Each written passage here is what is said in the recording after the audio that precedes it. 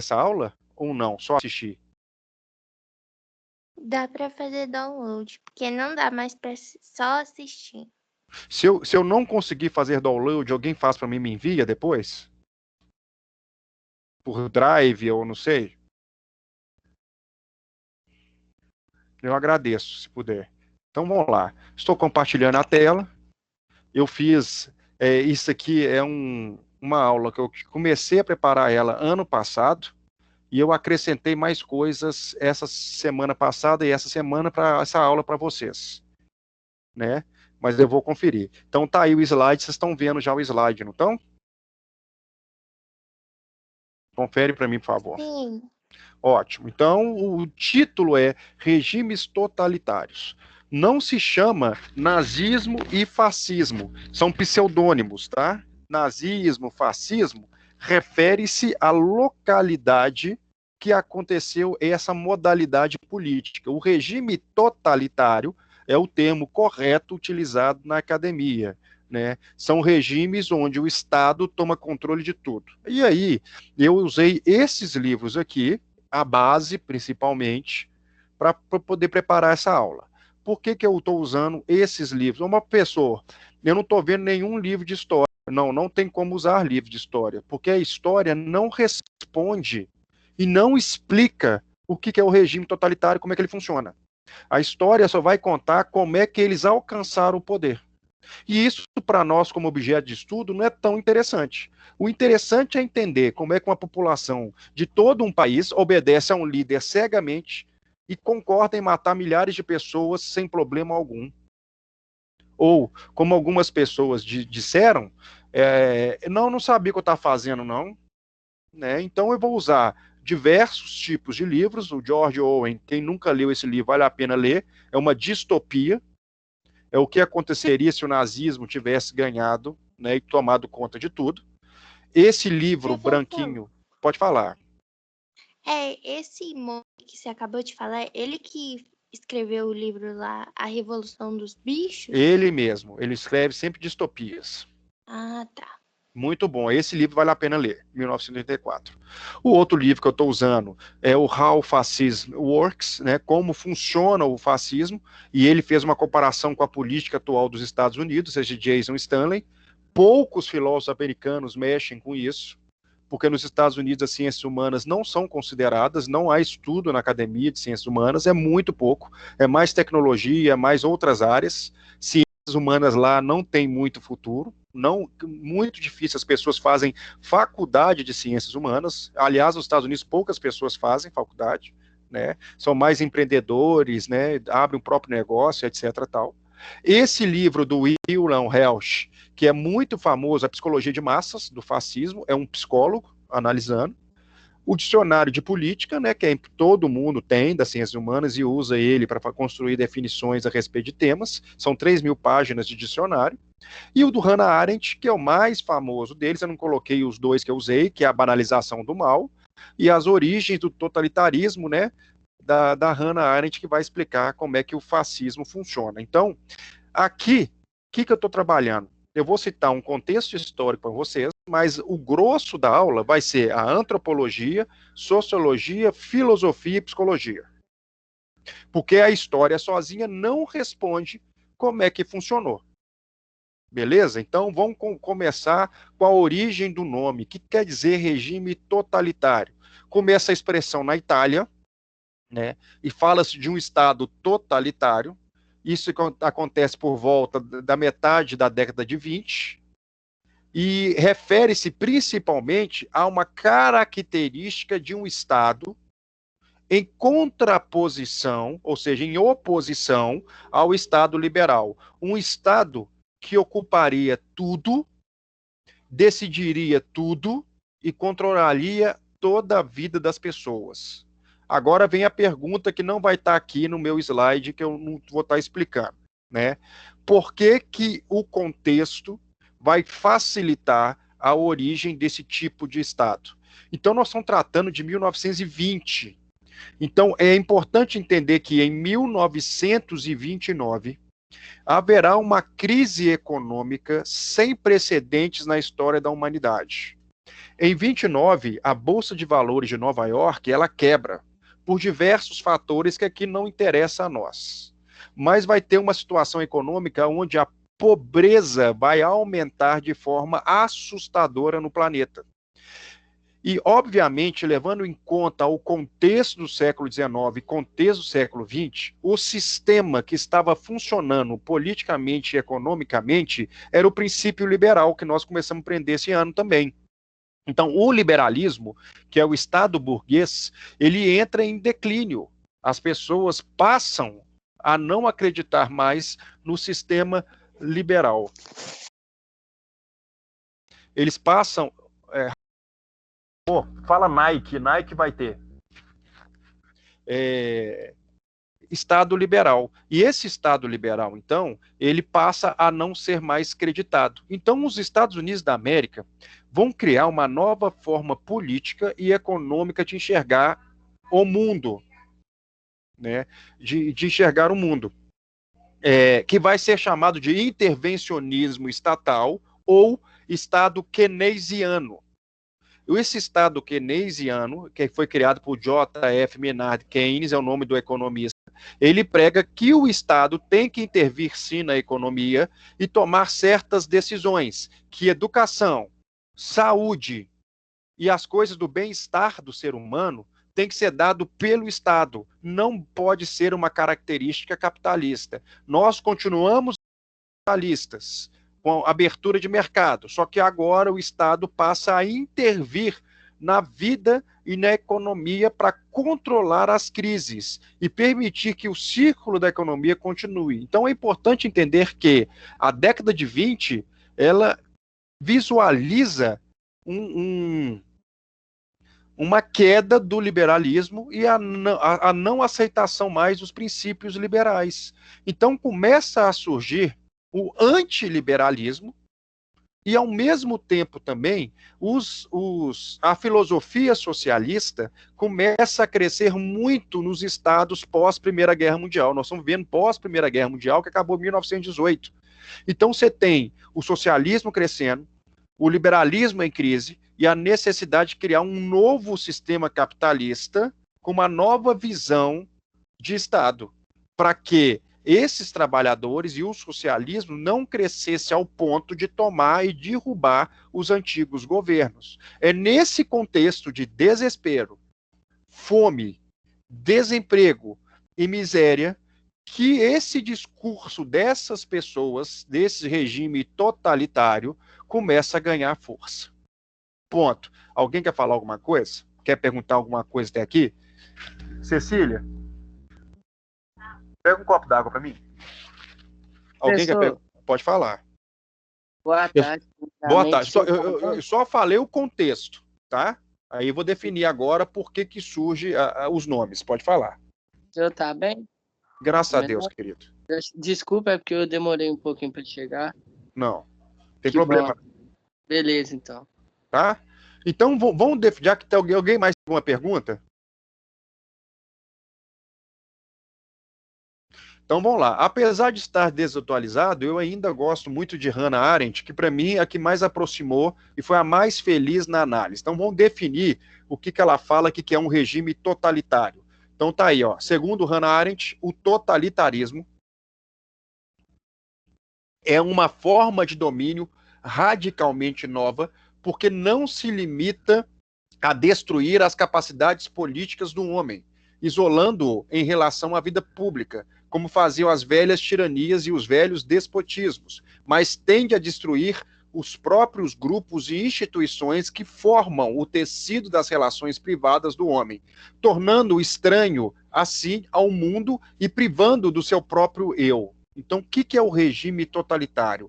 É uma ideologia, depois eu vou te mostrar isso com outras definições, é uma ideologia política que tende a destruir a individualidade do indivíduo. Você não consegue viver só, você faz parte de um todo que é maior que você mesmo. É quando surge um líder político que toma o poder à base da força ou escolhido pelas próprias pessoas que conseguem não enxergar mais uma sociedade com liberdade. As pessoas começam a desejar não ter liberdade e não percebem que elas estão destruindo a própria liberdade. Então, esse regime político, ele é muito perigoso, porque ele consegue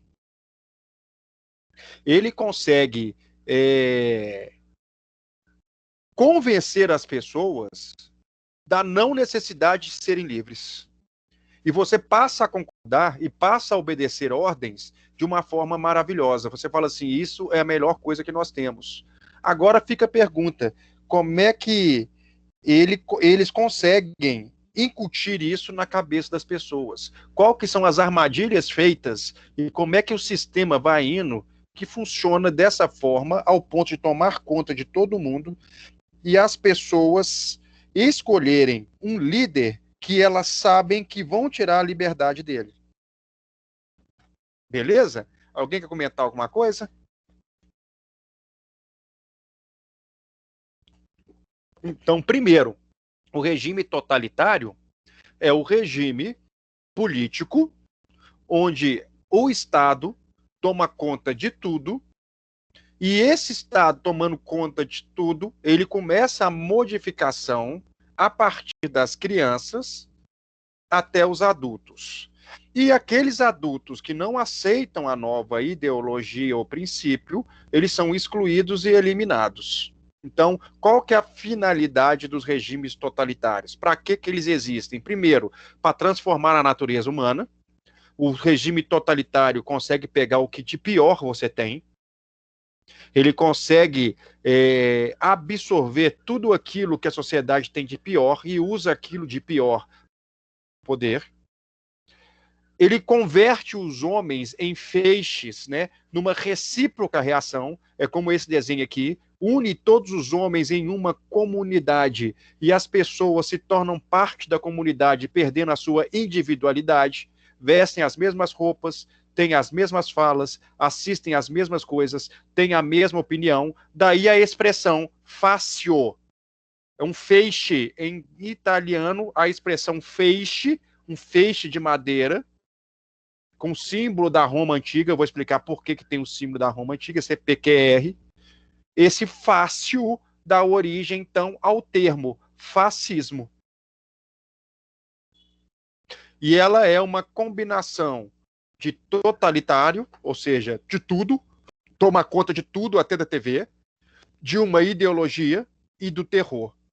As pessoas governam na base do medo. Ponto. Alguém quer comentar alguma coisa? Esperando. Eu posso continuar? Pode continuar, professor. Tá, eu tô claro? Ou não? Sim. Vocês estão entendendo o que eu tô falando? Você gosta mais? Tô. Ah, então beleza. Então vamos lá. Pode continuar. E aí, o que vai ter? Vou passar aqui então o slide. Então vamos lá. A ideologia, como é que funciona? Né? Como é que a ideologia totalitária ela começou a entrar na sociedade? Obviamente através da propaganda, através de rede de televisão, com discurso a céu aberto, e as pessoas comprando aquilo que o líder falava. Né? A ideologia totalitária pretende explicar com certeza absoluta, ou seja, não científica, é importante você entender isso aqui, é utilizada muita fake news para que funcione o regime totalitário, e de maneira total o curso da história, ou seja, o líder, ele inventa uma história e cria o destino da humanidade a partir da história dele mais absurda possível. Quanto mais absurda a história for, melhor é. Porque de tão absurdo, as pessoas passam a acreditar. Então o cara, ele controla a história e conta a história da forma que ele quer, manipulando então a veracidade dos fatos. Torna-se por isso independente de toda experiência ou verificação fatual e constrói um mundo fictício e logicamente coerente do qual derivam diretrizes de ação. cuja legitimidade é garantida pela conformidade com a lei da evolução histórica, ou seja, eu vou criar leis a partir daquilo que eu acho correto ao longo da história. E o mundo que é criado é um mundo fictício. O regime totalitário sempre cria um passado melhor que o presente e faz com que as pessoas desejem viver num passado que nunca existiu. Um passado maravilhoso, correto, que funciona e que as pessoas desejam voltar e tem na figura do homem que dita a história como a pessoa que vai trazer esse passado a eles. Então, isso é uma ideia da ideologia. A ideologia convence a gente, a palavra coativa quer dizer isso aqui, essa lógica de convencimento, ela parte de falácias, de ideias que parecem ser corretas e que na prática são mentiras. E a única forma de isso funcionar é atacar a ciência. Então, tudo que é científico começa a ser atacado pelos esses grupos totalitários. Porque destruindo a ciência e o fato, qualquer coisa que eu fale passa a ser verdade.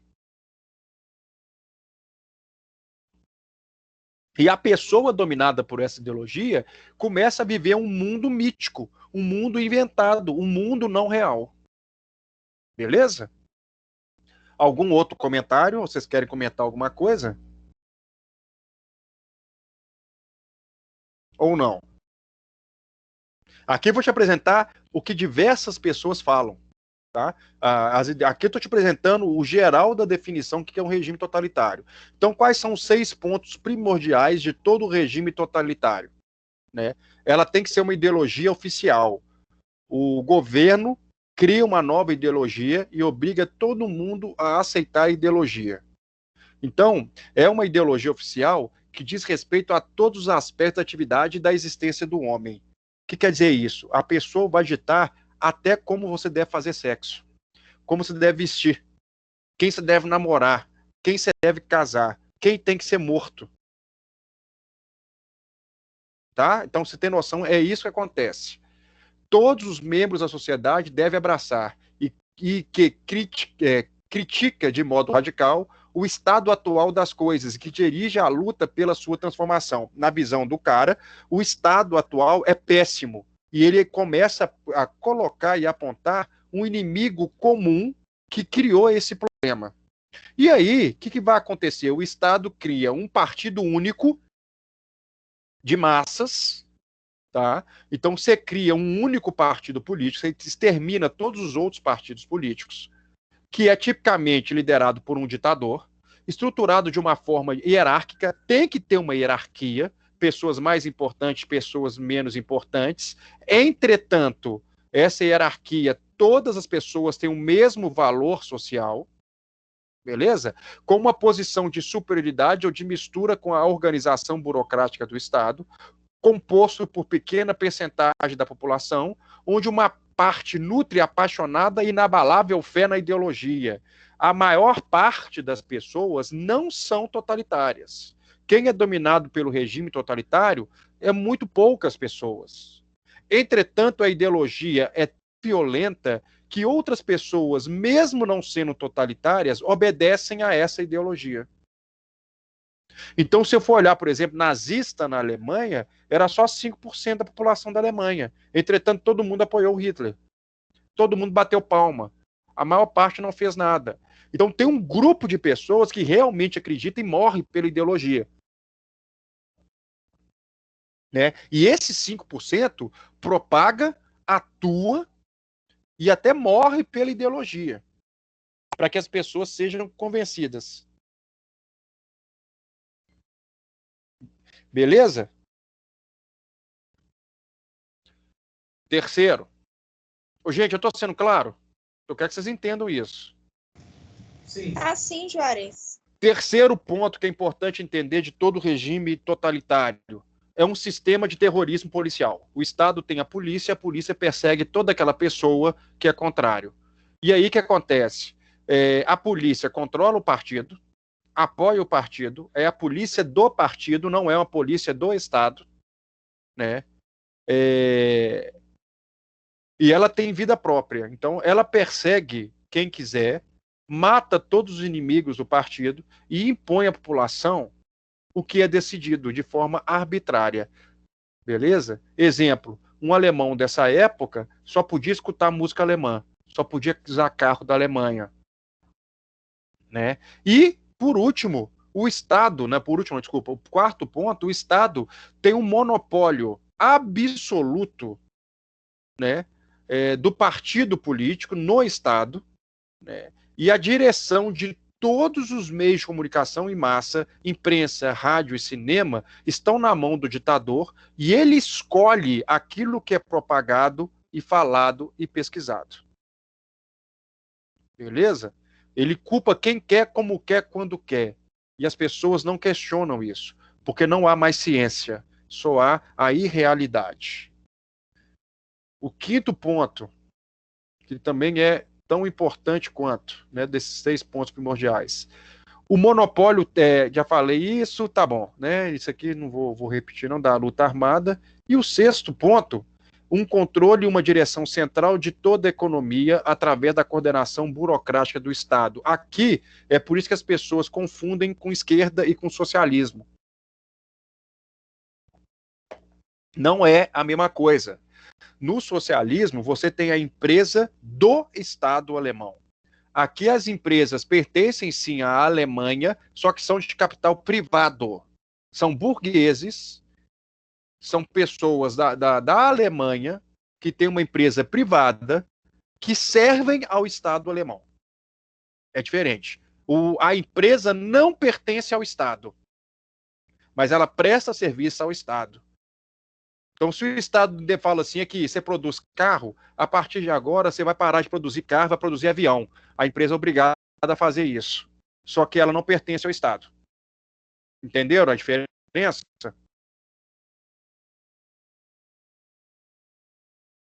No Estado socialista,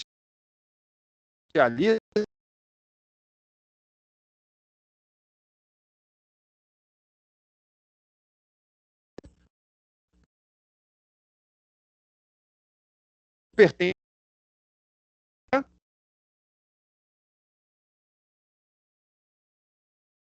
Então, aqui, eu tirei algumas falas do livro, algumas características do regime totalitário. Beleza? E aí, depois vamos diferenciar um regime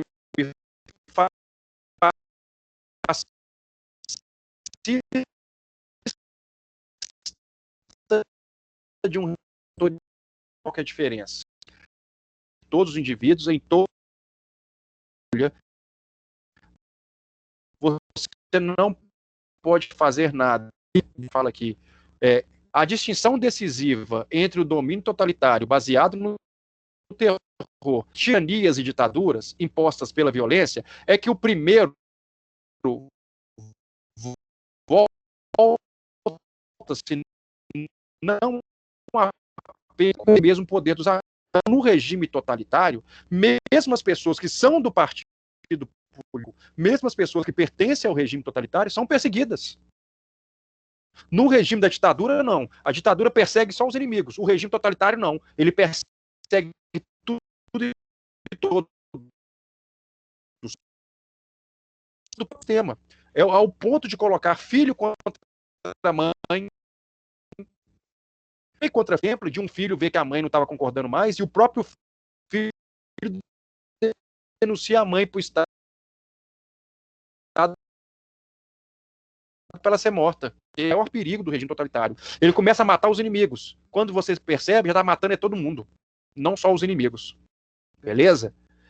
Aí, olha que interessante a outra fala dela. O verdadeiro novo e assustador desse empreendimento, ou seja, do regime totalitário, não é a negação da liberdade, ou a afirmação que a liberdade não é boa nem necessária para o homem, e sim a concepção segundo a qual a liberdade dos homens precisa ser sacrificada para o desenvolvimento histórico, cujo processo só pode ser impedido pelo homem quando esse age se move em liberdade.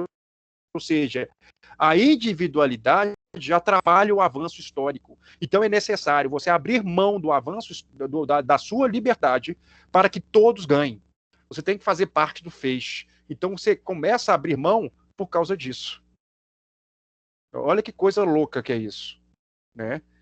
Ela atinge esfera social, política, legal, lógica, moral, ou seja, o que era impensável, inconcebível, ilegítimo, imprevisível e impossível do ponto de vista da tradição ocidental, porque a gente vive na liberdade, defende liberdade, agora é uma realidade.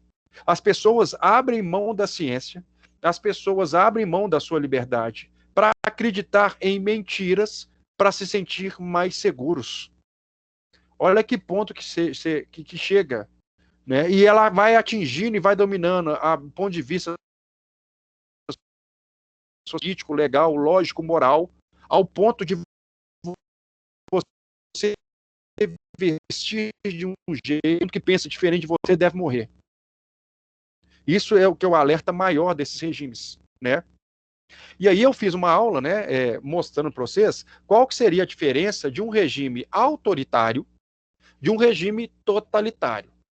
Eles têm características comuns, mas tem muitas diferenças. Então, o regime autoritário, ele é antidemocrático, ele não concorda com voto.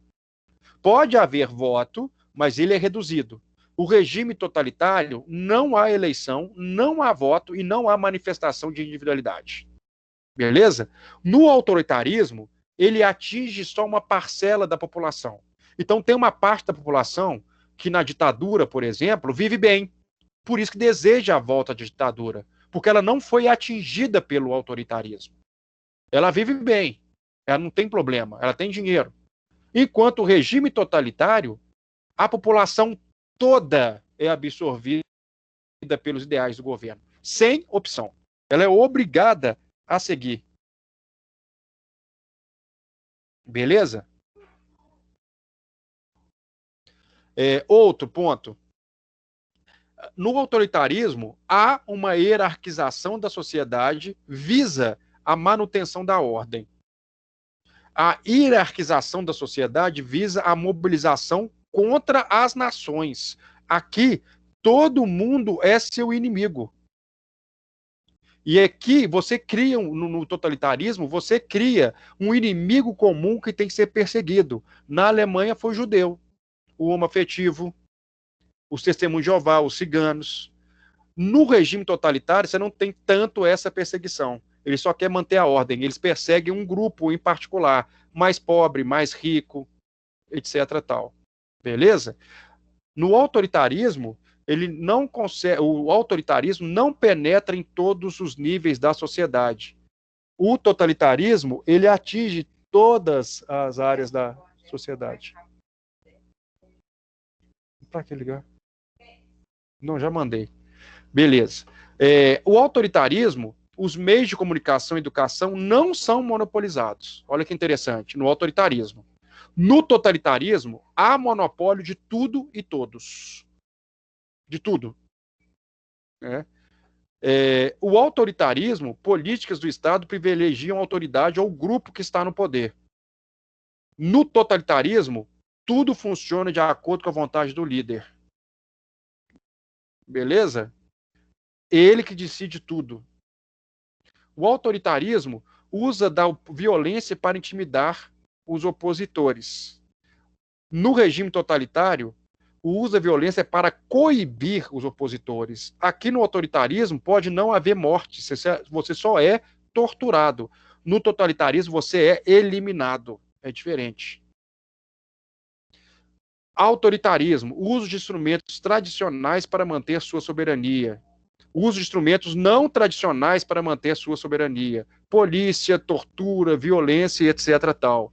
Propaganda política tem menos força no regime totalitário e tudo do totalitarismo tem que ter uma propaganda política, senão não funciona. No autoritarismo, não há uma ideologia de raça eleita, não há uma ideologia de superioridade, né? Não há uma ideologia elaborada, eles não sabem o que estão falando, eles controlam na base da força. No totalitarismo, não. Há uma crença em uma raça eleita que triunfa sobre as demais, possui uma ideologia bem elaborada e controla tudo e todos. Aí vem agora com muita atenção. Antigamente, quando você estudava, eles colocavam Getúlio Vargas como líder fascista. O Franco também. O Salazar em Portugal também, o Franco na Espanha. Só que atualmente, nas atuais definições, não são mais. Quem foram os regimes autoritários da história? Francisco Franco, Antônio Salazar, Getúlio Vargas, o pessoal da Coreia do Norte, o pessoal da Venezuela, são todos regimes autoritários. Enquanto os regimes totalitários, segundo Hannah Arendt e o dicionário de política, Adolf Hitler, Mussolini e o Stalin na União Soviética são considerados regimes totalitários, porque apresentam características que foi citado anteriormente nesse quadro, além de ter campos de concentração e campos de extermínio, ter uma ideologia bem elaborada e um pensamento de controle. Algumas pessoas tentam tirar o Stalin e a União Soviética dos regimes totalitários. Eu não concordo, eu coloco eles. Beleza? Como também regime totalitário. Beleza. Alguém quer fazer algum comentário? Deixa eu só acelerando aqui, deixa eu ver. Não quero falar isso agora não. Deixa eu ver. Não. Aqui eu vou falar. Beleza. Alguém quer comentar alguma coisa? Gente, me ajuda aí, comenta também, vocês têm dúvida? Não, senhor. Pode continuar.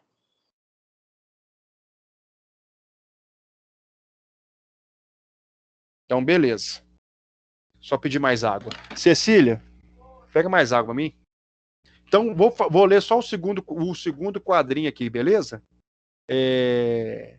Primeiro, é encontrar um inimigo comum. Então, o primeiro quadro está falando que na Alemanha, esse líder infalível alemão, que é o Hitler, ele utiliza um ódio antigo dos alemães, que é o antissemitismo. O que é o antissemitismo? Semita refere-se a árabe e judeu, que são da raça semita. Então, eles criam um Estado, um inimigo comum, e culpam eles pela decadência moral da sociedade. Todo cara que é nazista usa moralismo político para poder justificar uma perseguição. Então, eles falavam a respeito da homoafetividade, eles falavam a respeito dos judeus, que eram a decadência moral da sociedade, e por isso deveriam ser anulados e exterminados, que eles eram os ladrões e levaram a Alemanha à perda da Primeira Guerra Mundial. Então, a primeira coisa que é muito importante do nazismo, do fascismo, dos regimes totalitários, que a mentira é, na Arendt, a pedra fundamental do totalitarismo. Não importando o seu caráter absurdo. E as pessoas compram isso. Vou te dar exemplo, né, de uma das teorias do Hitler, que existia o bolchevismo cultural dos socialistas querendo dominar o mundo. Havia uma conspiração mundial globalista para dominar o mundo, e a Alemanha era o principal enfrentador desse problema, por isso tinha que eliminar essas pessoas. Já ouviram isso em algum lugar? Ouvi o quê? O que eu acabei de falar? Não. Nunca? Que existe o marxismo cultural? Que o socialismo está dominando o mundo e é necessário destruir, né, os socialistas? Que os ditadura? Não vê um caso, né? Mas essas falas eram usadas na época do Hitler também, que a homoafetividade é a decadência moral da sociedade, e por isso esse pessoal tem que ser eliminado, né?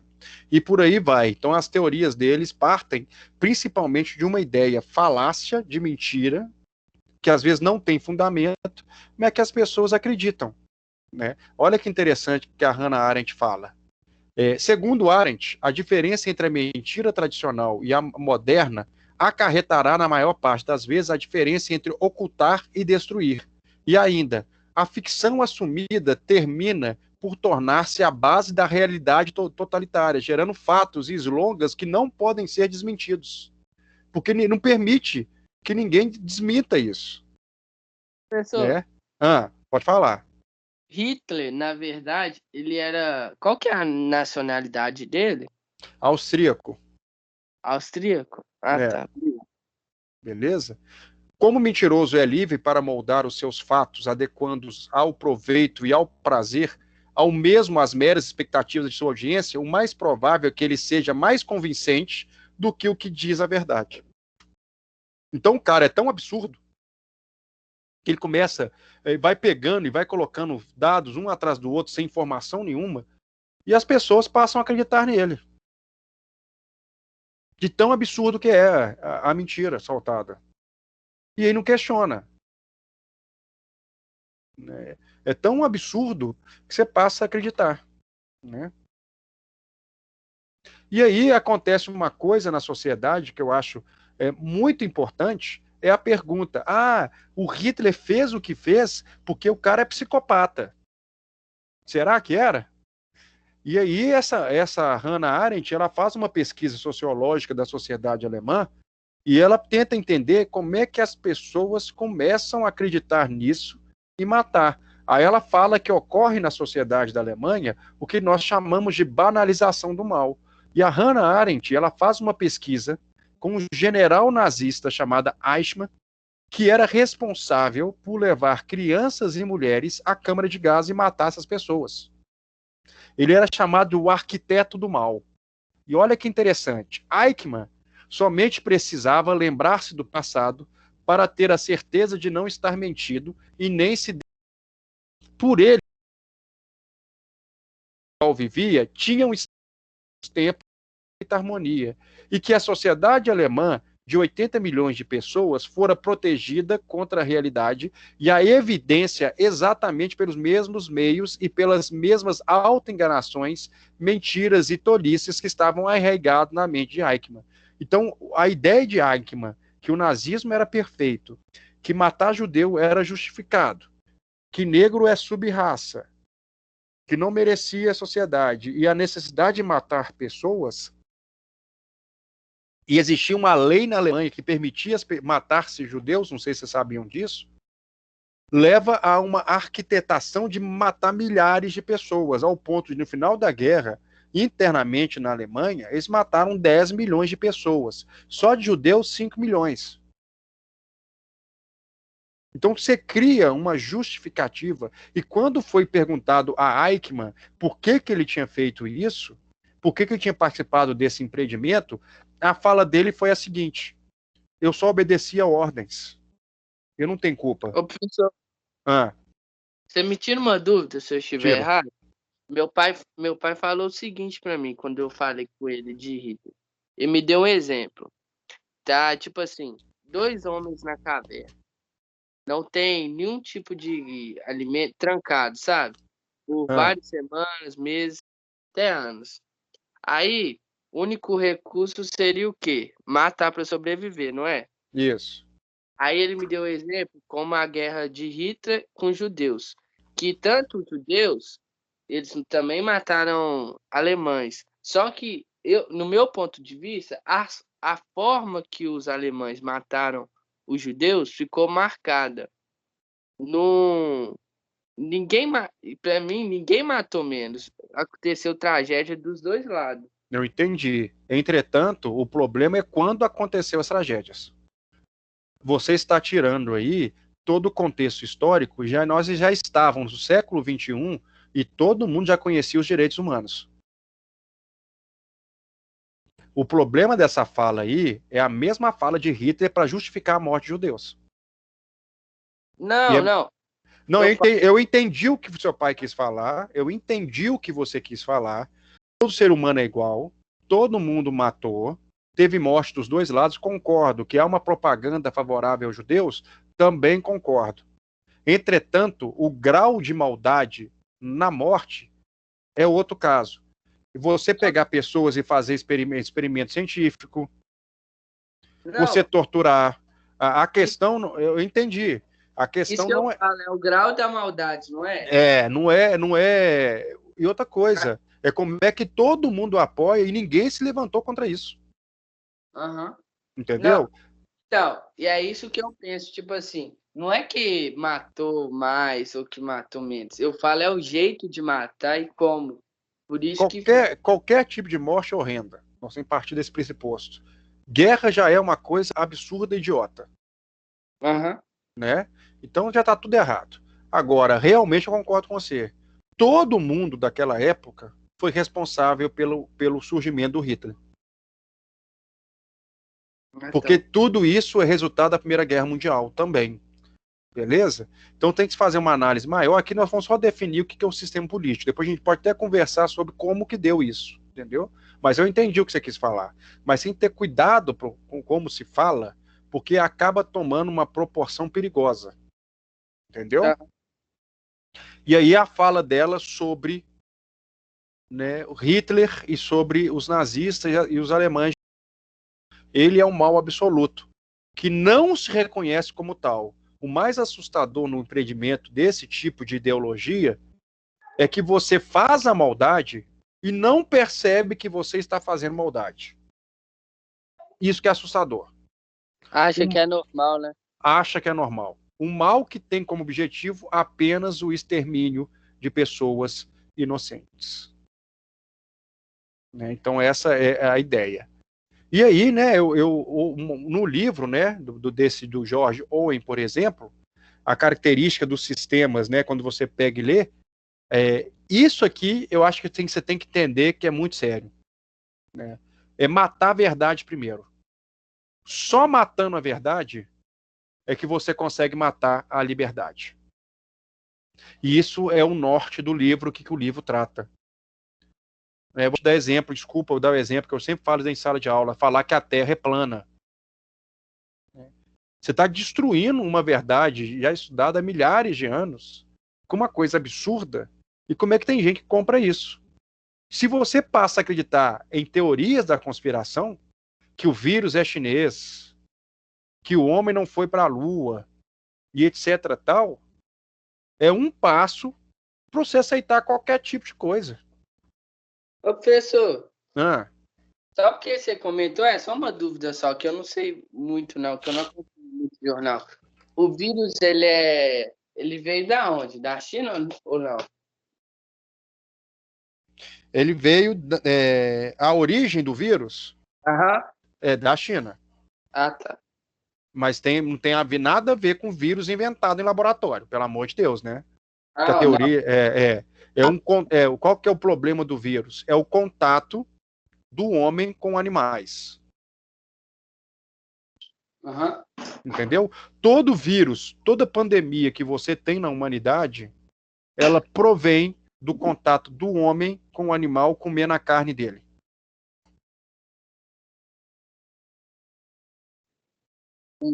Obrigado. Entendeu? Então, e aí a carne vem infectada, você não faz um tratamento, ou ao manusear a carne sem luvas, ou com cuidado, se você tem uma ferida, há um contato do sangue do animal com o seu sangue, e isso faz você ser infectado pelo vírus. Juarez, Eu. você tinha falado sobre, nossa, teoria da conspiração, esse tipo de coisa, que a gente não pode acreditar nisso, porque senão a gente começa a perder a liberdade. Mas você não acha que, pelo menos para alguns, as teorias das conspirações poderiam ser um meio de achar a verdade? Mas a pergunta é como, se elas são mentira. Ah, mas eu tô pensando, tipo assim, como que você sabe que o que te disseram, tipo assim, te falaram, por exemplo, sei lá, pensa numa teoria aí, que o governo, eu sei lá, Juarez. Pensa numa teoria da conspiração aí. Eu vou falar uma, que o voto na urna não é confiável porque tem engano. Isso. Para alguns, ele realmente, tipo assim, com certeza. fala que não é. Ai, meu Deus, tá faltando as palavras hoje. Falam que ele é confiável, só que para alguns realmente não é. E aí surge o que seria as teorias das conspirações, sendo que para algumas pessoas são verdades. Basta fazer uma pesquisa na internet e conversar com um cara que mexe na área. Só que ninguém faz isso. É só você pegar um cara que mexe com software, olhar como é que funciona as urnas comprovar cientificamente. Como é que eu vou ter voto computado a mais se eu tenho um número de pessoas que votam, tem que ter um número certo de votos?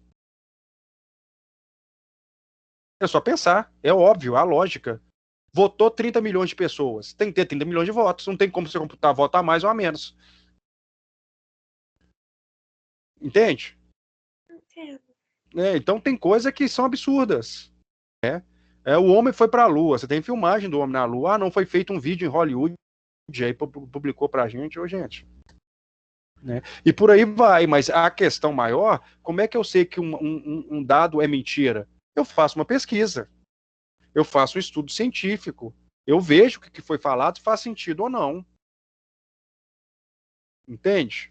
E aí a mentira, ela aproveita da falta de ciência, da ignorância do público. Tá. Entende como? Então, por exemplo, imagina a Alemanha. Eu falo que o judeu é culpado por todos os problemas da sociedade. Vou te falar uma aqui então. Se tiver um professor gay dando aula para os seus filhos, ele vai influenciar seu filho a ser gay. Faz sentido?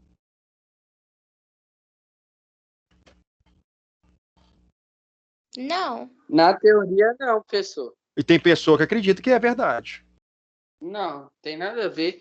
A opção sexual da pessoa. Só que tem gente que acredita nisso e acabaram de fazer uma proposta de lei para pegar todas as pessoas que são gays e jogar todo mundo numa ilha isolada. Oi? E isso mesmo, saiu no Congresso Nacional. Um deputado evangélico propondo uma lei para isolar todos os gays e jogar eles numa ilha deserta. E do jeito que o povo a prova ainda. Começa assim, né? Quer ver outra? A AIDS, que é uma doença sexual, é a doença dos gays. Eles são responsáveis pela AIDS. Isso daí eu já ouvi várias vezes. Então, pessoas héteros não pegam AIDS? Ué, pois é, e aí... Tem até uma explicação porque a AIDS está mais presente entre os homoafetivos do que nos outros. Eu não vou querer explicar isso aqui, porque o horário não permite. Mas a grande questão não faz sentido. Qualquer pessoa que estudou o vírus da AIDS e vê a origem dele, não vai falar esse absurdo. Só que as pessoas preferem acreditar nisso, porque tem preconceito, tem raiva do diferente, ou porque elas vivem num tipo de sociedade tão fechada sexualmente, que elas desejam fazer o que os outros fazem, mas não tem como fazer, porque na visão dela é pecado, ela vai para o inferno, e aí fica condenando quem faz, porque tem inveja. Então você tem várias análises feitas, até psicologicamente falando, para você entender por que esse tipo de coisa funciona. Eu vou chegar nas partes dessa do nazismo, como é que ele cria nisso, na sociedade. Então, só falar mais essa frase aqui, eu deixo você falar, filho. O partido, olha só que o filme fala, o partido que lidera o Estado, o partido que lidera as pessoas, recomenda descartar as evidências coletadas através de seus olhos e ouvidos. Esse era seu comando mais definitivo. Então tinha um cara responsável por colher as informações e ele inverter as informações dadas. A Amazônia está queimando. Não está, não. Quebrou o cara, não está vendo, não. Não está acontecendo nada disso. Isso é mentira. Não tem racismo no Brasil, não. É só nos Estados Unidos. Eu coleto a informação e eu coloco ela da forma que eu quiser. Beleza? Pode falar, filho.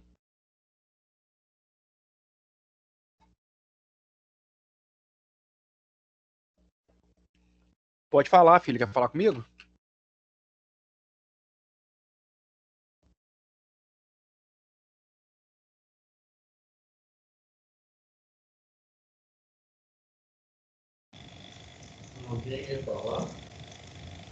Alguém? Não, beleza. Posso continuar? Sim, senhor. Então, beleza. E então você tem agora aquele livro branco. Como é que o fascismo funciona? E ele cria os 10 pilares para funcionar o fascismo, Então, fascismo, nazismo, esses regimes do Hitler, do Mussolini, do Stalin, esses regimes totalitários, se existem ainda hoje, eles são baseados principalmente no poder e na lealdade dos seus membros. Você pode ter qualquer informação a respeito do seu líder, você não aceita de forma alguma o que é falado dele e duvida de tudo. Você é leal, você dá sua vida por ele. Beleza? O fascismo, ele é hipermasculino e hiperpatriarcal. Cada pessoa tem um papel na sociedade. Você tem que ser um machão. Macho alfa o tempo inteiro. Tem que mandar na sua esposa. E a esposa não toma decisão em nada.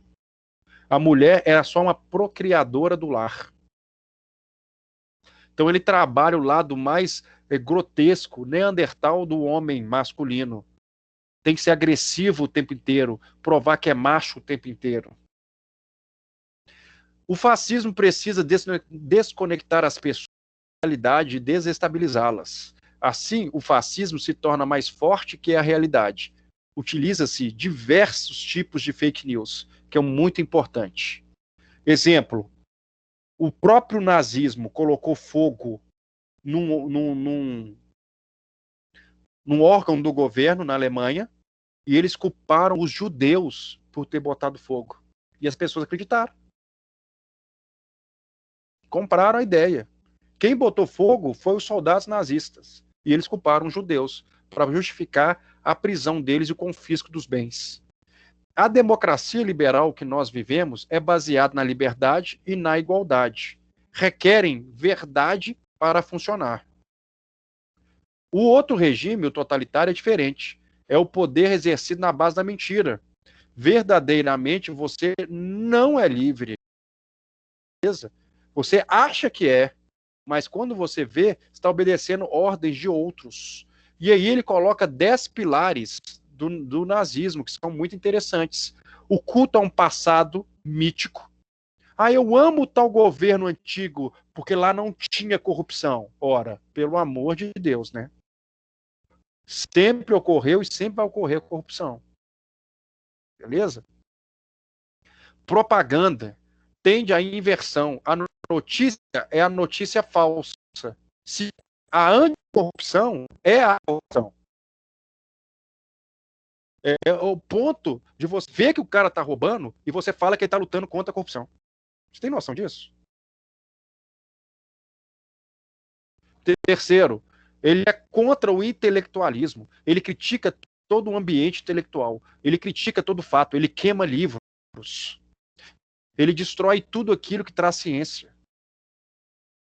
Tudo que você lê, que você escuta, é selecionado pelo governo. Há uma hierarquia. Ou seja, cria-se uma casta de pessoas escolhidas, que falam que as minorias devem sumir ou se adaptar. Chegou a nossa hora. Nós que somos a elite estamos sendo perseguidos. Esse povo pobre está mandando. Agora é hora deles ouvirem o que nós queremos. Ou se eles não quiserem nos ouvir, que sumam. Começa uma vitimização. O grupo dominante é a vítima. A violência está tão grande. Eu não posso nem sair na rua com o meu iPhone. Eu estou tendo problemas.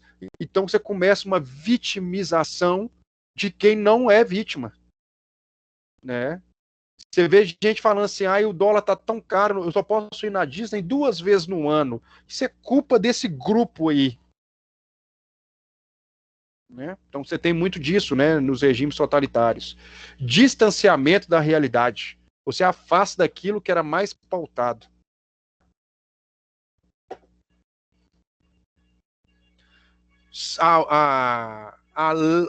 O lema desses regimes é a lei e a ordem. Você não pode manifestar, você não pode falar. Começa a ter uma tensão sexual. Aqueles machões que até então são perseguidos, agora eles querem perseguir e destruir. São as pessoas que têm medo de gays, que fazem violência. Eles criticam feministas, criticam todo mundo. Por quê? Porque eles têm medo da mulher tomar o lugar deles. O homem que até então estava sendo colocado de lado e sendo dominado pelas mulheres, agora eles querem recuperar, voltar àquela sociedade patriarcal. Você pode perceber que geralmente quem apoia os regimes totalitários ou os regimes autoritários são pessoas da classe média que estão perdendo o poder para grupos emergentes. E aí eles apoiam esse líder que se acha fodão, que come todo mundo, que controla a mulher, que está no controle porque ele vê uma aspiração sexual nesse líder. Ele imita o cara porque ele se sente mais homem ao fazer isso. Sodoma e Gomorra, né, um lema, né? Os valores de um grupo são superiores e por isso justifica a perseguição. Gay é responsável, igual eu já falei, gay é responsável pela imoralidade. Eles têm que ser expulsos e mortos. Eles não têm direitos nenhum. E por aí vai. Né? Aí aquela fala em alemão, né? Arban mais frei, que quer dizer o seguinte: todo mundo que não está comigo é preguiçoso e utilizam o Estado para se manterem, né? E aí essa fala em alemão está escrito no campo de concentração em Auschwitz. Quando você entrava em Auschwitz, tinha essa frase, Arbeit macht frei, o trabalho enobrece o homem. Você começa a falar que todo mundo que não pensa que nem você, que tem um emprego do Estado, que faz as coisas, são preguiçosas, né? E essas minorias utilizam o Estado para ficarem bem, para não ter que trabalhar, então elas têm que ser exiladas, têm que ser mortas por causa disso. Alguém quer comentar alguma coisa? Eu quero, posso? Pode falar. Não é bem uma pergunta. É porque quando você estava aí comentando, né, que a pessoa, ela meio que, para se sentir mais homem, né, ela tem que ser mais agressiva, essas coisas. Eu lembro que eu estava vendo na TV uma reportagem sobre a Segunda Guerra, e lá eles falaram que durante todo o período, do início ao final, não só na Alemanha, mas em todos os lugares que Hitler conseguiu dominar, mais de 2 milhões de mulheres foram estupradas. Isso aí. Entre 15 a 78 anos, eu acho. Ué. Isso mesmo. E tensão, desculpa citar isso aqui, mas aí eu vou usar agora a psicologia para explicar, principalmente freudiana, que usa muita questão de sexo, etc. tal, que eu acho importante vocês entenderem. Isso é o que vende. Né? Se você pegar, geralmente, né, os líderes machões, eles buscam esse segmento, você pode ver que são homens agressivos, que batem em esposa, né, que falam que comem todo mundo, que são... que o gênero o masculino é superior ao feminino. Né? Então, isso aí a gente fala que é psicologia de massas. Né? Como é que você faz a análise? Né? Então, olha lá, para a psicologia social, a questão é colocada em termos opostos. Por que a maioria dos esfomeados não rouba e a maioria dos explorados não faz greve? A pergunta que tem que se fazer é, por que as pessoas, geralmente, com essas tendências, né, sendo dominados pela sociedade, eles não se levantam contra isso, eles aceitam isso. Porque existe uma psicologia de massas que controla essas pessoas para não fazer isso. Olha que coisa louca. Você tem a maior parte das pessoas passando por exploração. Você tem a maior parte das pessoas passando fome. Por que elas não se rebelam contra o sistema? Por que elas aceitam, por exemplo, o nazismo matar milhares de pessoas e não falam nada? E aí que isso tem que ser a pergunta para a gente pensar e refletir. Por que as pessoas são enfurnadas na favela, vê os parentes morrerem, assassinatos em massa e não fazem nada, não se unem, não mudam?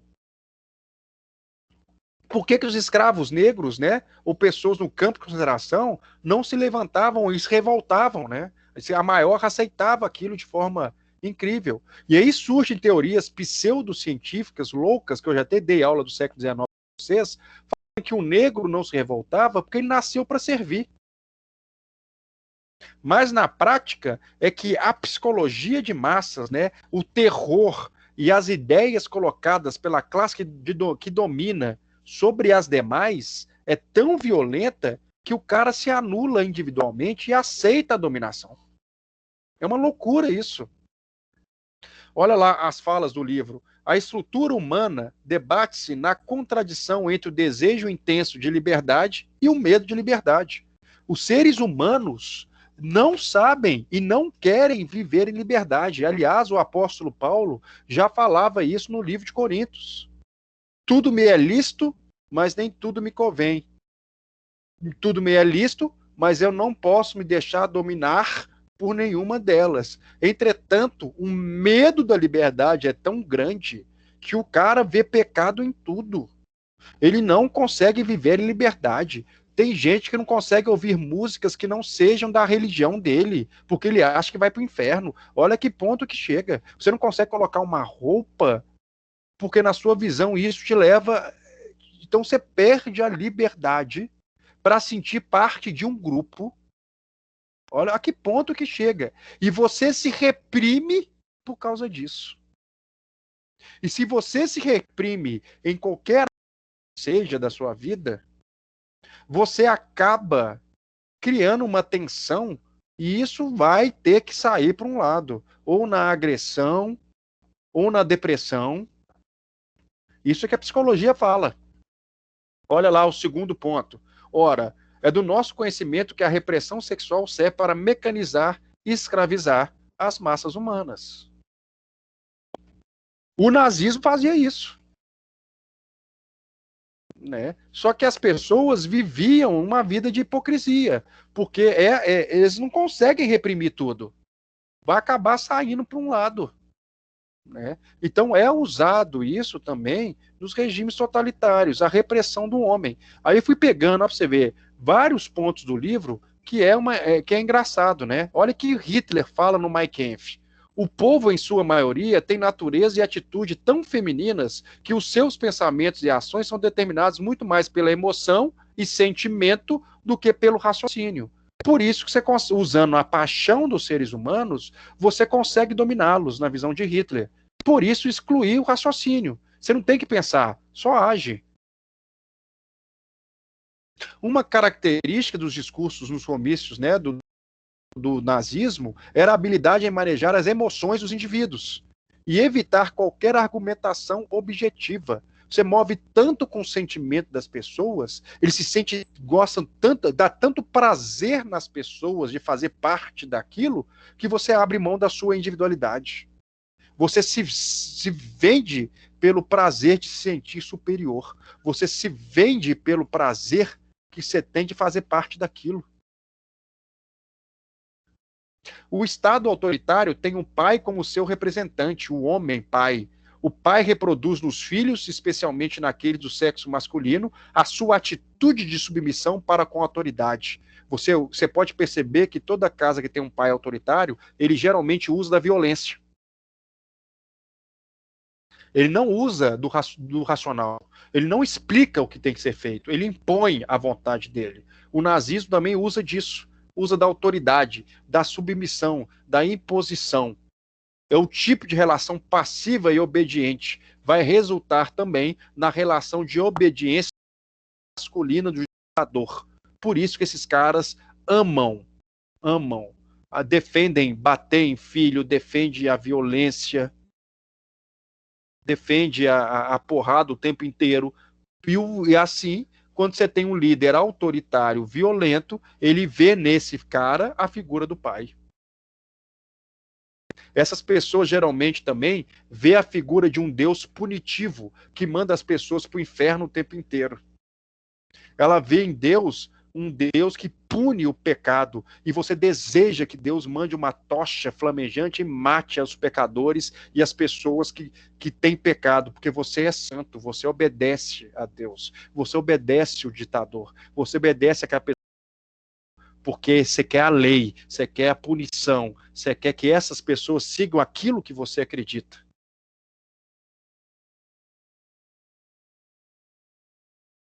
Alguém quer falar alguma coisa antes que eu continue?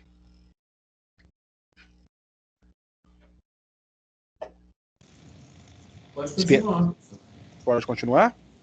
Sim.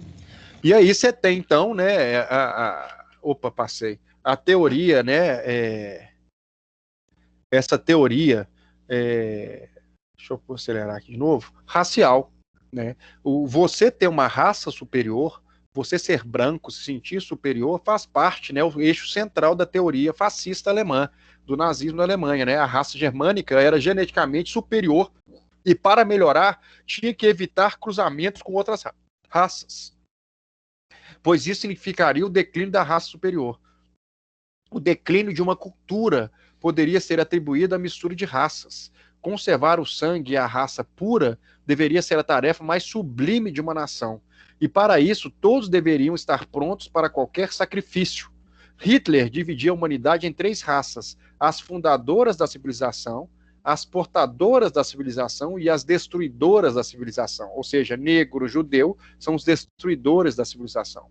A única raça fundadora de uma civilização seria a ariana, a alemã, pois dela provinham os alicerces das criações humanas. Os asiáticos, que seriam portadores da civilização, limitaram-se a absorver a civilização ariana. Os judeus seriam destruidores de raças e, por isso, deveriam ser eliminados da face do planeta. Então, olha para você ver que interessante. O Reich, né, esse reino da Alemanha, esse ideal da Alemanha, o trabalhador consciente da sua competência é o oposto disso. Ele se identifica com o seu trabalho e não com o Führer. Sente-se líder porque realiza um trabalho importante para a sociedade e não porque se identifica com Hitler. Então você vê que o totalitarismo ele consegue criar teorias e dominar todos os grupos de pessoas, até o trabalhador. Beleza? Beleza, deixa eu ver se tem mais uma coisa importante. Não. E aí você tem agora as teorias de cada lugar, né? Os totalitarismos de direita, né? Aqueles que usam o ideal da burguesia para dominar. Esse aí da imagem é o Adolf Hitler, beleza? E até a ideia do Mussolini, tudo no Estado, nada contra o Estado, nada fora do Estado. Quais são as características, né? Tem a base capitalista antiliberal, eles defendem a propriedade privada, o Estado não toma a propriedade privada do indivíduo, eles na Itália defende-se o corporativismo, né? Para ter emprego na Itália você tinha que ser fascista, você não tinha um emprego, na Alemanha é diferente, você tinha que ser alemão, então há uma diferença, apoia a religião e seu controle. É importante nos regimes totalitários você ter uma religião por trás, porque a religião consegue dominar as pessoas e cria uma moral falsa a ser perseguida. Por isso que Hitler defendia a igreja luterana e a igreja católica, apoiaram Hitler, tá? Tanto protestantes quanto católicos. Eles são anticomunistas e antimarxistas, é importante falar isso. Eles têm forte apoio da burguesia industrial. E os fundamentos ideológicos em valores tradicionais, étnicos e religiosos da Alemanha, música da Alemanha, cultura da Alemanha. Beleza? Então, outra coisa importante é que eles são grandes oradores. Tá claro? Professor, Pode falar. Lutero, ele era alemão? Não, né? Era alemão e antissemita, odiava judeu. Não sei se você sabia disso. Não sabia. Era antissemita. Aliás, todo alemão tá? Alemão mesmo, eles não gostam. Você pode conversar, e tem um filme que vocês podem assistir, que é interessante, que chama Ele Está de Volta.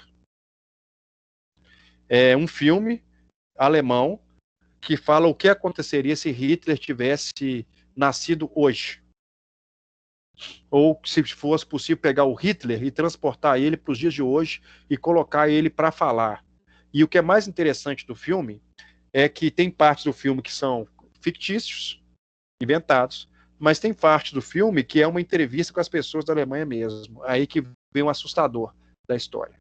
Mas o que você queria falar, querida? Pode falar. Você perguntou do Lutero.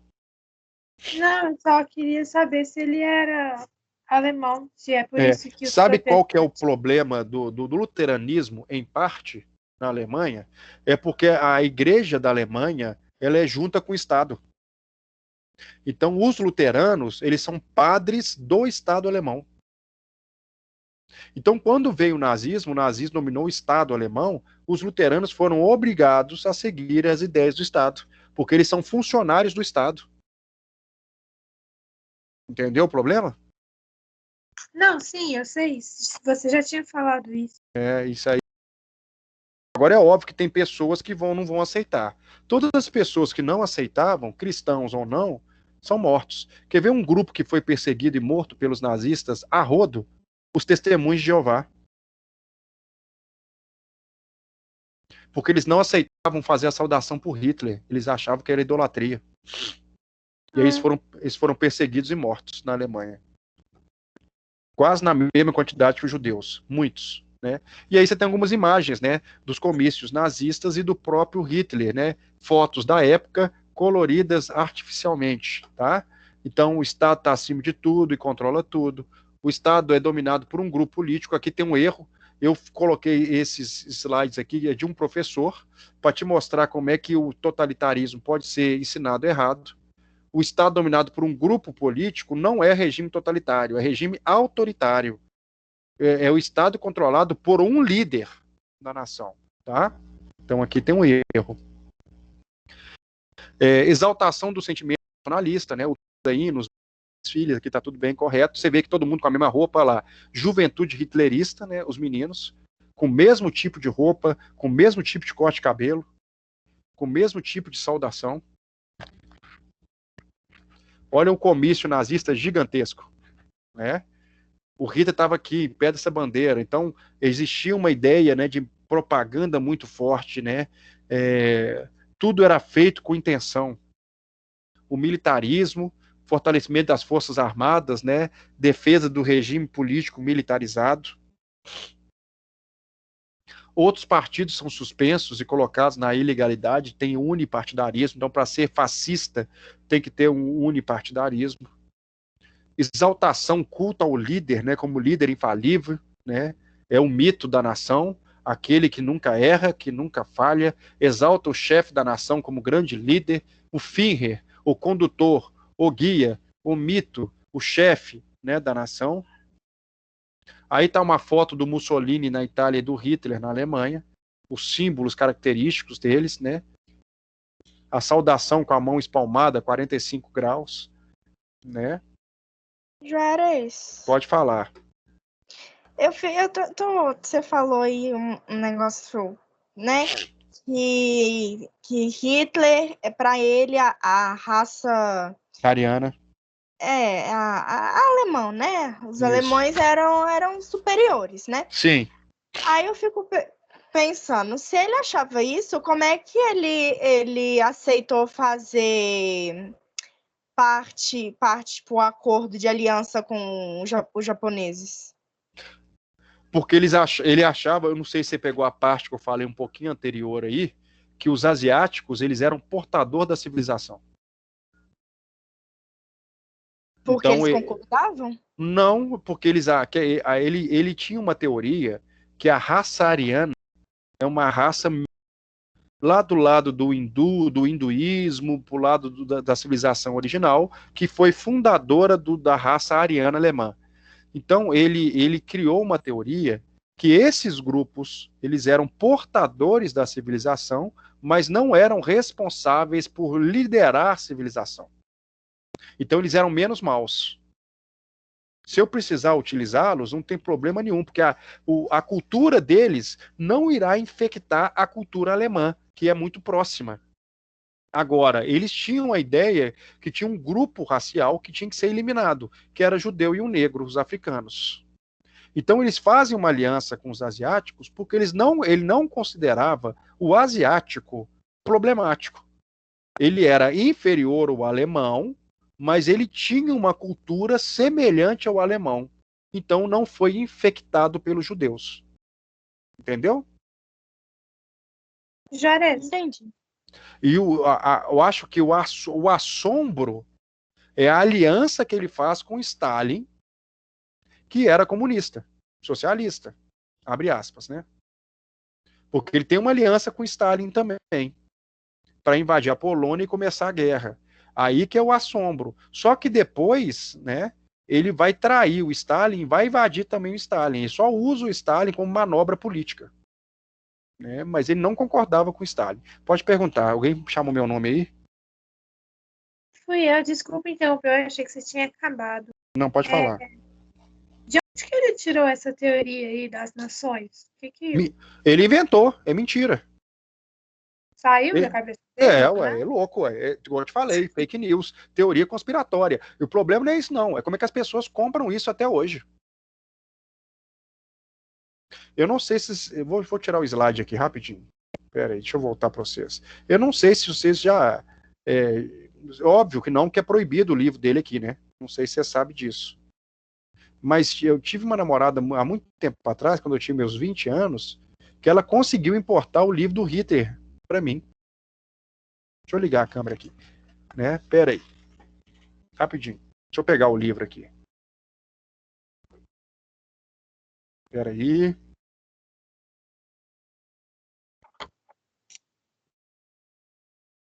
Pera aí.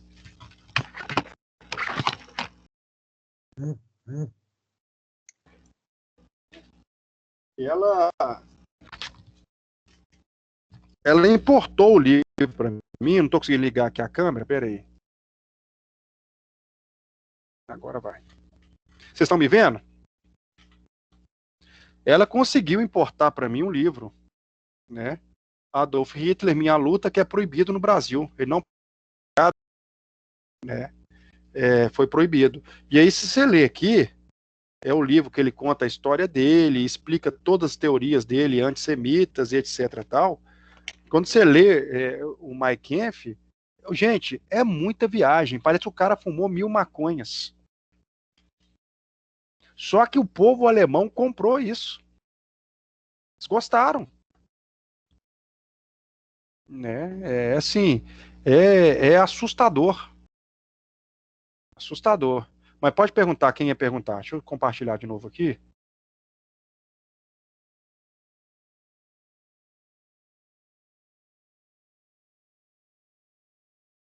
Pode falar. Eu já perguntei o que eu ia perguntar. Já? Então, aí começa, né? Eu vou te dar algumas charges aqui das teorias, né, do Hitler, mostrando algumas imagens para vocês, né? Dessa teoria dos regimes totalitários. Pode falar. Não, desculpa, é porque não estava compartilhando, desculpa. Agora compartilhou. Agora foi, desculpa, pode seguir. E aí você tem, né, exemplo, olha só, as propagandas, né, em alemão isso aqui era publicado para as pessoas, era ensinado em escola. O nariz judeu é curvado, parece o número 6. Por isso ele é geneticamente inapto. O antissemitismo era ensinado nas escolas. Né? Olha para você ver que ponto que vai indo, né? E ninguém fala nada, né? Olha as propagandas, né? A juventude alemã, né? Mulher tem o seu papel na sociedade, olha lá, a inspiração do líder por trás do menino, quem que ele deve seguir, o exemplo de masculinidade, né? E como tem que se portar, qual roupa utilizar, as meninas, ó, pra você ver, né? Outra propaganda, essa que é ótima, né? Esmagando o bolchevismo internacional, aqui é a bandeira do socialismo aqui atrás, aqui, ó. E eles batendo na mesa, que é um plano dos judeus, dos comunistas para dominar o mundo. Então o nazismo vai ser a arma para destruir a corrupção dos comunistas e dos judeus, porque os nazistas não são corruptos são só os outros, né? Que outra, né? Abaixo o domínio dos socialistas querendo tomar todas as cidades. E o nazismo vai ser a arma contra o socialismo.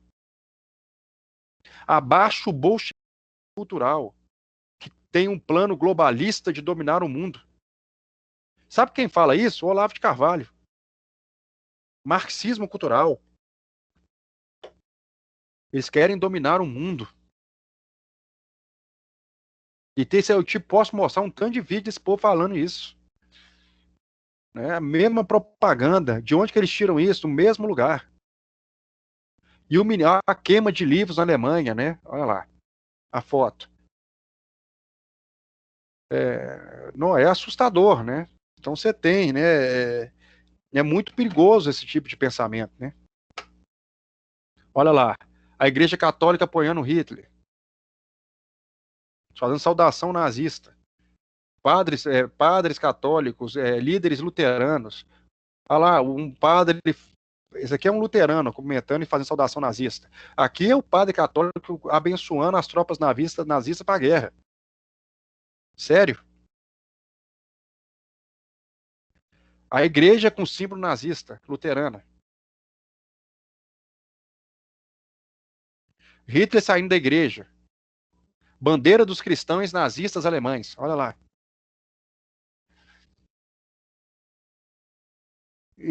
Gente, para começar, isso é um passo. É um passo. Começa. Quando você começa a falar que tem um plano de um grupo para dominar tudo, você pode ficar com o pé atrás que tem perigo nisso aí. E aí você tem também os regimes totalitários de esquerda. Né? As falas do Joseph Stalin, que é o líder da União Soviética, e aqui é o nazismo, é o regime stalinista de esquerda. Lembrando, nazismo e fascismo de direita, stalinismo de esquerda, beleza? A morte de uma pessoa é uma tragédia, de milhões uma estatística. Olha a mente do cara. Né? É lindo. Aqui tem a abolição da propriedade privada, coletivização obrigatória dos meios de produção agrícola e industrial, tudo pertence ao Estado, supressão da religião da esfera política. O nazismo tem religião de direita, o de esquerda não tem religião. Beleza? Fundamentos ideológicos no socialismo, eles tiram algumas ideias do socialismo para poder falar que eles são. Então há um domínio de massas. Desculpa, passei. Então a diferença, principalmente de direita ou de esquerda, são essas características aqui. É isso mesmo. Tá? E aí a propaganda soviética, né? Olha para você ver como é que eles faziam, né? Então tinha um movimento chamado realismo soviético, a propaganda para poder colocar o líder como o líder máximo da nação. Olha a propaganda do Hitler, olha a propaganda do Stalin. Né?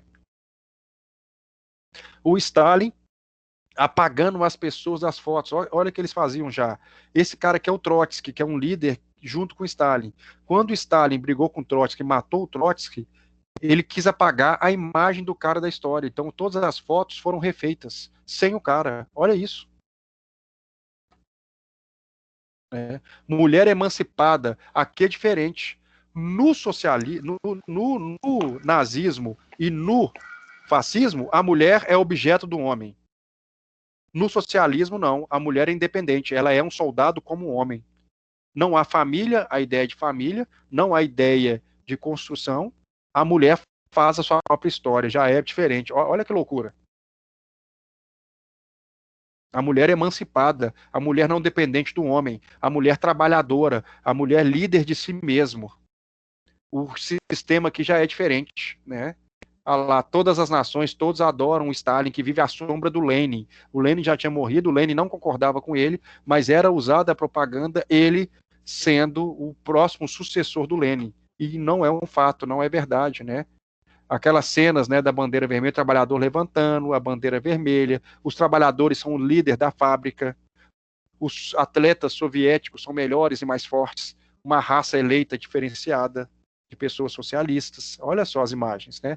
O primeiro homem aí para o espaço, os soviéticos enviaram. Então a propaganda, né, dos êxitos científicos. E da mesma forma do nazismo, os campos de concentração forçado, onde os inimigos políticos são colocados. Ocorreu todo o regime totalitário, defende a exclusão de pessoas, né, e a retirada das pessoas. E no Brasil, tentaram fazer também uma versão do fascismo. Né? Foi chamado de integralismo, os camisas verdes, né? Onde o líder era o Plínio Salgado, e eles usavam uma faixa com a letra sigma no braço, que é essa aqui, que o Estado brasileiro tem que ser totalitário. Beleza? A Ação Integralista Brasileira, chamada AIB, foi um movimento político. As pessoas têm dúvida, né? Mas foi. E foi fundado em 1932 no Brasil. Beleza? Foi fundado por Plínio Salgado, um escritor modernista, jornalista e político. Quais são as características, né, desse regime? Né? É uma organização política, conquistou principalmente as Forças Armadas brasileiras e uma parcela da classe média. Nunca foi um grande movimento. Né? Usava a expressão Anauê, como saudação, com a mão espalmada igual do Hitler, que quer dizer, e aí, velho, da língua tupi-guarani. Os integralistas, né, brasileiros acreditavam que a língua brasileira não podia ser o português, tinha que ser o tupi-guarani. Né? E as propagandas políticas, né? Fora do integralismo não há nacionalismo, o Brasil precisa de você. Ah lá, convocando o povo brasileiro. As crianças integralistas, as roupinhas todas iguais, olha que bonitinho. Né? E quais são as características, né, do integralismo? Defende a propriedade privada, resgate da cultura nacional, da monarquia, do símbolo nacional, o Brasil deveria estar acima de tudo, de todos. Moralismo cristão exacerbado, menino veste azul e menina veste rosa. Valoriza o nacionalismo, valoriza os símbolos nacionais, valoriza o exército, valores morais da prática cristã das igrejas, o princípio de autoridade e, portanto, uma estrutura hierárquica da sociedade, combate ao comunismo e ao liberalismo econômico. Né? O Estado deveria ajudar as pessoas, criar um país melhor para todo mundo e não deveria aceitar o comunismo e perseguir o socialismo. O integralismo defendia a organização do Estado com base nos sindicatos de atividades profissionais, de forma a construir também um Estado corporativo. É um movimento de direita, apesar de ter isso, né? Agora tem uma coisa interessante aqui. O integralismo brasileiro sempre se opôs ao racismo. Em nenhuma circunstância o apoiou. Então isso também é uma característica interessante, né, do nazista. Aí umas fotos, né, dos integralistas em São Paulo, as roupinhas tudo igual, olha lá, do movimento que cresceu no Brasil. A águia, né, igual do nazismo, olha lá, só que a propaganda era muito pior do que a do nazismo, né? Eles tentavam fazer coisas, né, parecidas, as roupas, né, eram chamadas de camisas verdes. Um casamento integralista, olha lá, a família integralista era mais importante que a família das pessoas, né? Você vê que casamento, ó, defendiam não fazer sexo antes do casamento, a mulher devia servir o marido no lar, e uma reunião integralista, a saudação deles, né? Você vê que isso tem ramo em todo lugar e cresce em todo lugar. Rapidinho. Beleza. Alguém quer comentar alguma coisa? E aqui termina, né, a ideia do regime, como é que funcionam os regimes fascistas totalitários. Espero que vocês tenham pegado, né, essas ideias todas aí. Vocês ficaram meio assustados? É isso mesmo? Tá de boa?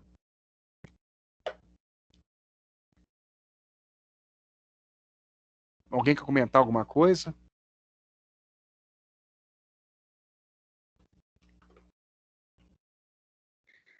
Não, desculpa, não tenho nada a acrescentar nem a perguntar. Alguém Desculpa, tem? Juarez. Olha, ó, pra você ver, gente, já são 4 horas, nós nem vimos o tempo passar, fala a verdade. Eu não vi, pelo menos, né? Não sei vocês. Assim que é bom, uai. Passou até rápido, né? É. Alguém quer perguntar alguma coisa? Alguém tem uma dúvida? Eu só queria perguntar uma parte da apresentação que eu achei meio engraçado. Tipo, a imagem que você colocou do Hitler e do Stalin com fone de ouvido. Aquela foi boa, né? GIF. Foi boa. Eu coloco, é bom, quebra um pouquinho a coisa. Não, beleza. Deixa eu parar aqui a gravação. Então é isso, gente. A aula de hoje foi isso. Espero que vocês tenham gostado e tenham aprendido.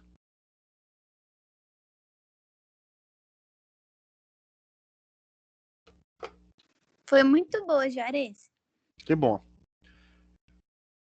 Então é isso. Bom resto de dia para vocês. Eu acho que vocês têm aula daqui a pouco, né?